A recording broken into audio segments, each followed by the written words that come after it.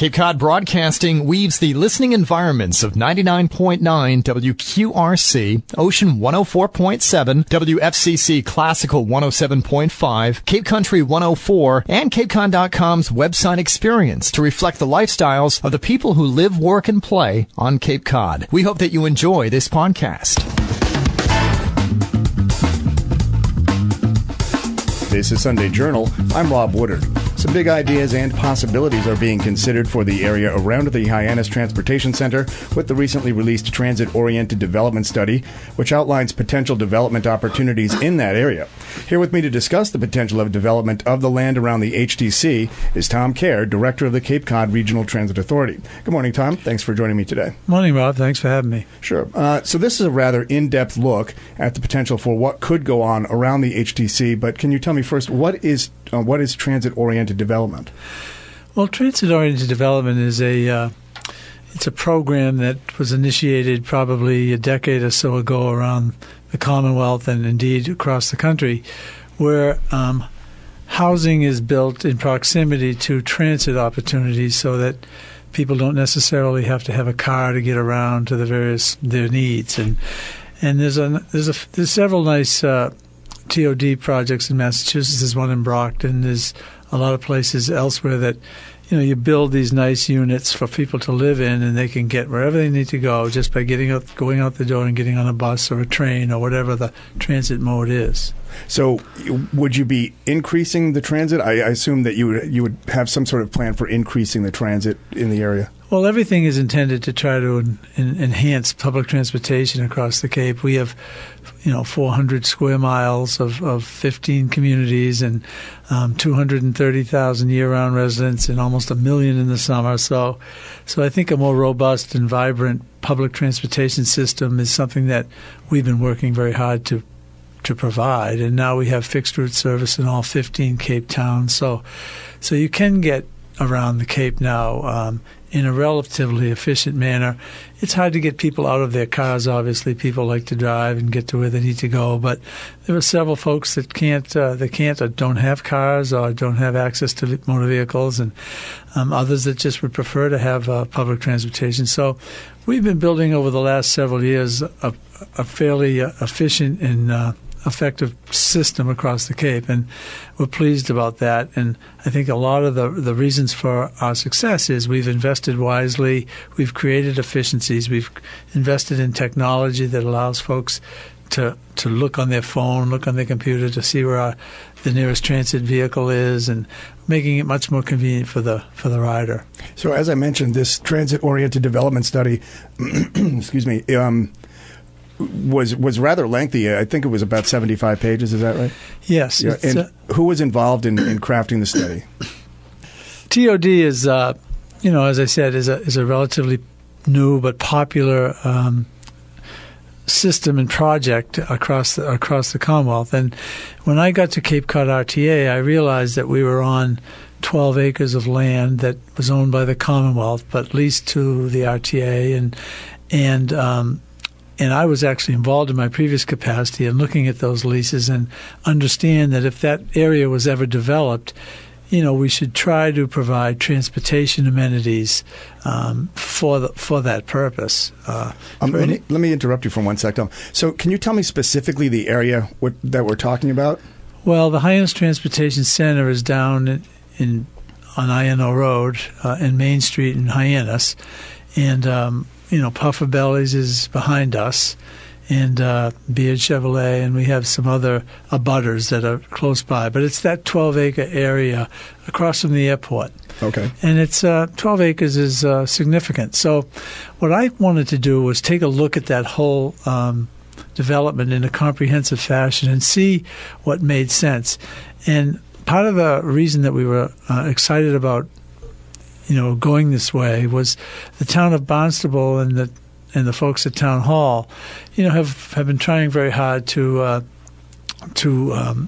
improve the village of Hyannis in that particular area of town. So we've had several public hearings and public meetings and charrettes working closely with the town of Barnstable to make sure that whatever we plan to develop there would be consistent with their zoning, consistent with their long-range plans. So we've had a real good partnership with them, and Tom Lynch and Mark Ells, particularly at the top, but Joanne Miller-Buntich and all of the staff down there have been regular participants in all our discussions about this development. And we did an RFP, a request for proposals, and AECOM is a nationally renowned firm, was one of the submittals. So we looked them over, and I interviewed some of the people that were interested in taking this project on. And I made it very clear a year and a half ago that we didn't want just some study done about conceptual thoughts and plans and then put it on a shelf for forever. We wanted a meaningful document, a conceptual plan, but a meaningful document with potential funding opportunities, with short, medium, and long-term implementable ideas and suggestions. And as you indicated at the outset, Rob, the report is pretty comprehensive and thorough. It's very good. So we've completed that report now, and we've had a lot of really good discussion and a lot of interest in what might go on there. Obviously, the housing piece and a small retail piece is part of it, but parking is a very big part of it, because the town of Barnstable, Main Street, and the waterfront, and Exit 6, and the airport all have kind of unique parking-related issues. And we've talked very closely with the Highline folks, the Scudders, and the steamship people. And so I think it's very clear that there'll be a parking facility created. Whether it's a garage or how it will work is not yet totally clear, but I think a parking garage ultimately will be part of this plan. As I said, small retail, not a lot of retail, some housing. There's been discussion about a performing arts center. I was going to get to that. Now, I know that so you would envision some sort of, I know that I've heard that the Cape Cod Symphony may be looking for a new venue, and so that would be part of your overall, one of your overall goals is to have something like that in there. Yeah, that would be the big anchor. And we've had discussions with the people involved with that, and I know that they've worked hard to identify potential locations for that center, and they've narrowed it down to like 3 places in Barnstable, one over there by the Melody Tent, and one down by the harbor, and then on our site.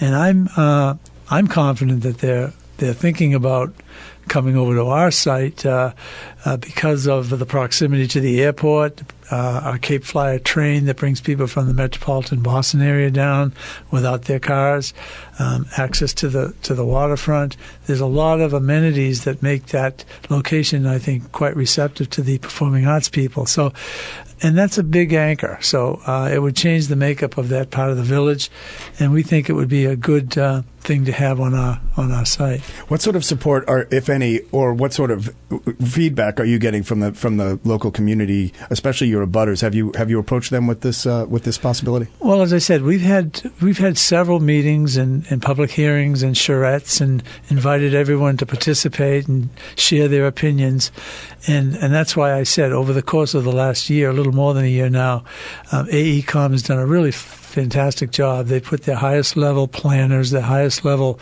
economic development people involved on this project.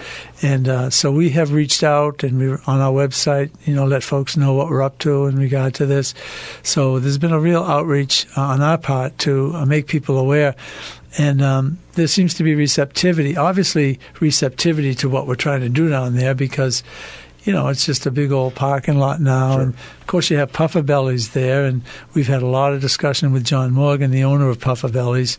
And, we'd like to see ultimately that be part of whatever it is we do, that we acquire that facility somehow with a public-private partnership of some sort or whatever. And there's been a lot of discussion about that. It's an old railroad turnaround, so there's some historic significance to that facility. So the good thing about it is, all of us in government have been involved in studies over the years that frustrate citizens because sometimes they don't really go anywhere. But we've made it clear from day one that we're going to make this happen. And the other piece, too, that I'm a little hesitant to talk about because it's not imminent by any means. Give me a scoop, Tom. Come on. It's the possibility of a registry of motor vehicles coming to Hyannis. And I've had a lot of discussions with the registrar of motor vehicles, who's a former colleague of mine in the legislature, although she just ascended to become the Secretary of Labor. But I know all the folks at the registry and obviously the Secretary of Transportation. And we've had some discussions about ultimately, placing a registry here in Hyannis. I mean, it's the hub of Cape Cod. It's the middle of the Cape. And is a transportation component. And it would make sense if we added on to our facility for that. And that's been something that's not just pie in the sky thinking. It's something that we're seriously talking about. So that obviously is kind of the first thing we need to resolve before we go ahead and plan our development in what other kind of building will go on right around it. But the report is pretty thorough, and as I said, it gives us the idea of what we want to put in there. This is Sunday Journal. I'm Rob Woodard. I'm talking with Tom Kerr, the director of the Cape Cod Regional Transit Authority, and we are discussing the recently released Transit-Oriented Development Study, which would see development in the area around the HTC. Here's a big question. How does all of this get paid for? Well, that's the other thing that I made very clear to AECOM. And as I said, they're a nationally renowned firm. They do a lot of work like this around the country. And they have listed in the report and elsewhere, several funding opportunities and opportunities to access grants and this and that, not just wish lists, but realistic ways and grant opportunities that I'm certainly familiar with FTA, the Federal Transit Administration, and also some state grants. So obviously there'll have to be some assistance in that regard, but there could be some private dollars coming as well. I mean, there's a discussion about a high-end hotel down that end. So it's a little premature to discuss specifics, but I want to make it clear to all the listeners that this is real and we're moving ahead aggressively. So when you say that you envision retail and residential space there, would that be who would own that? Well, we don't know it. You don't know yet. As the plan moves forward, then that would become clearer. Right. Okay. Right. Those kind of opportunities would be available to people. What do you see as some of the challenges moving forward? Well, the area is in an area of Barnstable where we have to make sure the historical commission and environmental issues are all adequate and resolved, and that's why we've involved the Cape Cod Commission throughout. Glenn Cannon and Paul Nedzwicki obviously have participated in a lot of our discussions and permitting, and one of the things about the town of Barnstable, they have designated that they have received designation of that area that allows us to enhance the permitting process for some of the development that will be necessary. So there's challenges in anything. My primary objective, obviously, is to run a very efficient transportation system, buses and trains and whatnot. But this is something that I think would bring value to the town of Barnstable, bring value to this village certainly, and enhance the transportation opportunities in that area. You've got, as I said, the steamship, Highline, you've got Cape Cod Central Railroad, you've got the airport, you've got all kinds of transportation modes in very close proximity. So if we put a registry in there and if we had some TOD, some folks that could live and take transit to work, I think it would be a real step up for Cape Cod in this town. What do you envision moving forward? What sort of time frame are you looking? I know it's a multi-phase, multi-year proposition, but what sort of time frame are you looking in? Let's say in the next 2 to 3 years. Well, we've already talked about improving the sort of the rail platform because of the success we enjoyed with the Cape Flyer last year, and Cape Flyer is we're anticipating even a much bigger this year with the success and the inquiries we're receiving. So make adequate ADA compliant, safe platform and amenities for rail folks. Parking is moving ahead. We're working with the town of Barnstable in identifying the parking needs.